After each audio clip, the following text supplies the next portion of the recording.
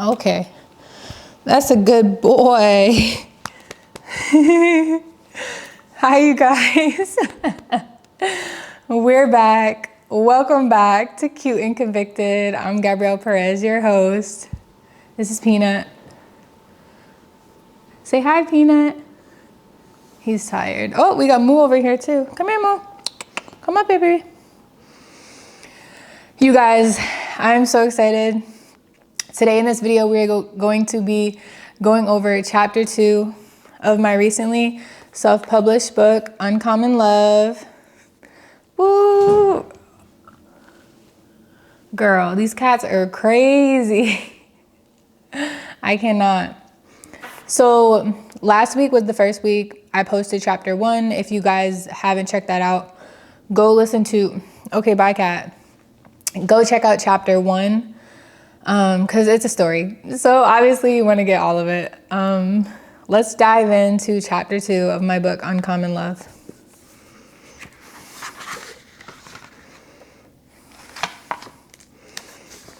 Chapter 2, Endless Love. Sip of my coffee.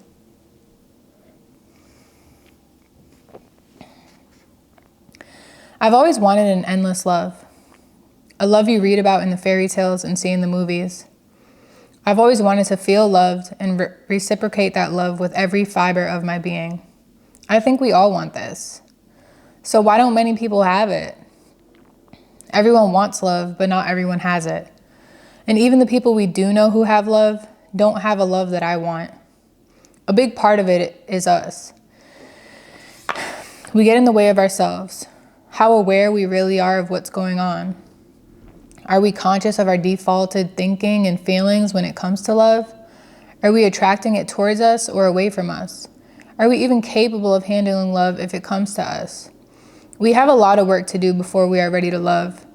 Even when we find that love, the work doesn't stop, it just shifts. It's not about me anymore, it's about us. We need to become mindful so we can present the healed version of ourselves. We must show up like we are needed.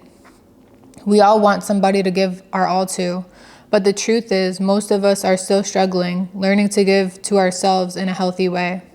Maybe we're still battling with fear of rejection, so you close up, fear of insecurity, so you self-sabotage, fear of loss, so you mess it up first. Understand that love is out there for us, but if we are not ready to receive love, it will not come knocking on our door. Figure out what areas of your life you are operating with a fear-based mindset in. Don't get love twisted. Love is not all those bad things. Love does not make you feel bad. Many people mistake love for lust, and I was one of them. We want love so badly, but we don't take the time to even see it if we like each other. Nowadays, you just start dating and probably having casual sex. We don't take the time to build a foundation. Everyone wants a strong house, but they're building it on sand. What do you think is going to happen when the storm rolls in? Opposed to have built your house on something solid like rock that would actually withstand the test of time. It's weird. A lot of us want something we've never even seen before. I don't know about you, but my parents weren't the ideal love I'd hoped for. Growing up around love that doesn't look like love in a lot of ways is strange. We're taught to idol our parents, and unfortunately, a lot of us grew up in broken homes. Love felt odd to me.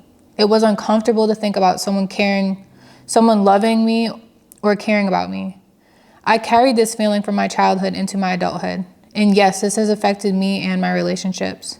I tell you this because we need to be aware of ourselves, how and why we operate the way we do when it comes to love.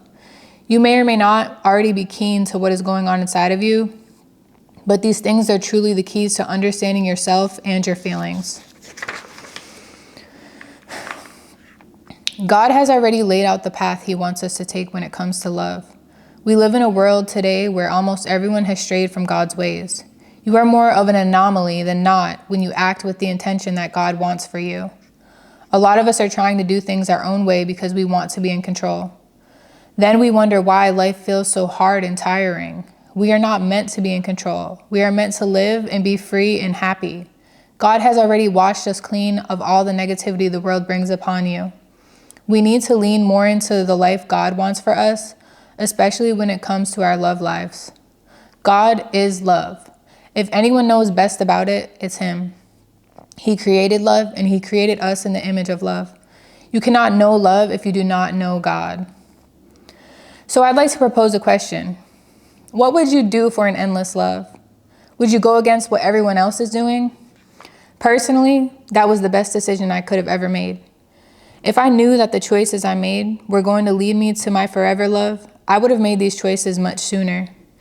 You know, I never understood why I didn't have a love like that. I tried to emanate true love, but I couldn't create something that was just not meant to be. We can't, come here, Moo. Please don't drop that. Careful, baby. Come here. Come here, Mama. Okay. We can't make things happen. We can't change the way we feel. We can't just play matchmakers. It's not in our hands. I wanted the one who was sent from God, but I wasn't positioning myself in the way that I needed to in order to receive him. Why do we think God is going to send us the right person if we are not making room for them? And why do we stay in situations so long when we know they're not really right for us and it's not really love? I was tired of going in circles with my love life, and I know so many other people are too. When we make changes, the things around us change too. I knew I had to make a change to get a better outcome, but it still wasn't an easy choice. I could have settled so many times. I could have been fully taken care of right now. I could have made the best out of whatever situation I was in. I mean, they felt like options at the time, but they were never really options. I don't know about you, but spending the rest of my life with someone I don't really want to be with sounds terrifying. I think we try to make things work and are sad when they don't, even if we knew we were settling in some ways. I'm so thankful to myself for having the courage to not settle. I know it wouldn't have turned out well, especially if kids were brought into the mix. Not being with the love of your life and settling with a good enough love sounds like my worst fear. Love is not an area we should settle in. That is literally just setting yourselves up for failure. It's crazy though, because so many people know from the start how they really feel about a person and they continue it anyways. We are so messy and unintentional. We need to do better. We need to be better. If you want love, you need to be better. If you want real love, you need to stop wasting your time on people that you know you don't love or you know don't love you. There are certain things that should be required in relationships, and people just completely skip these phases now and get in way too deep with someone and wonder why things are completely falling apart. Realize you are looking for a partner, someone to spend the most time with and do the most things with. Are you going to be happy if that person is someone you don't even like that much? We lack self-control and immediately jump on someone because they're attractive or convenient. This is the issue. We don't get to know people on a personable, emotional, and spiritual level before we start engaging in physical intimacy with them. Abstaining from sex until marriage was the best thing I could have ever done. It sounds extreme, I know, but understand that this whole process is not supposed to take that long. You know within a few months of dating someone if you can really see yourself spending your life with this person and if you truly have that desire. It's just, today we are more complacent and unintentional than ever before when it comes to dating. This is partially because of our access to instant gratification and the lack of having to practice true patience for anything we want anymore. It's so important to make sure you are being intentional in the dating season. And it's just as important to make sure the people you are dating are doing the same thing. For the most part, actions will dictate the person's intentions. However, if they seem at all unclear to you, then bring it up and have a conversation. It's best to do this during the beginning so you can relatively eliminate the chance later that you guys split because someone wanted something the other person didn't. But even saying that sounds wrong because the right person is going to give you all of the green lights. Being intentional is being real with yourself, honoring your morals and values, and being open and honest about these things. Dating should not be high stakes. It never is. Having the right mindset in the dating season is important. We tend to go into dates thinking huge things that we really shouldn't even be thinking about yet. Is this person going to be my spouse? What will their family think of me? How many kids do they want? If you're experiencing similar thoughts before a first date, then maybe that's a sign you need to reel it back in and reevaluate. Dating is getting to see what you think about a person. Do I generally even like this person? Do I enjoy being in this person's company? Do I enjoy talking to this person? The level of seriousness in these two different mindsets is crucial. Try dating and thinking about it from a low stakes perspective. Neither of you have anything to lose, and it's okay if it doesn't work out. Not everyone is going to be right for you. Oh, and you're not going to be right for everyone else either, so don't take it personally if they're the ones to cut it off. Remember, the key here is to be intentional and not waste anyone's time, including your own. Real love has a familiarity and comfortability about it. Relationships should be built from a friendship, and certain things shouldn't be warranted during this phase.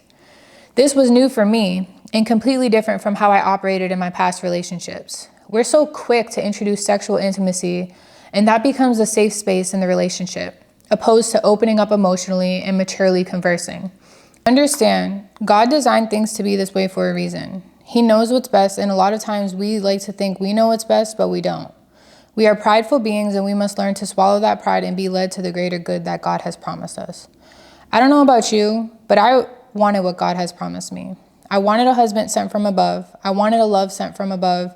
I wanted to experience the blessings God has poured out on a true love match just for me. I know we all want these blessings, so we must choose to stop blocking them by doing things that don't ultimately support the outcome we desire. There are reasons God doesn't want us having sex with someone before we are married. It leaves way more room and opportunities for things to get messy.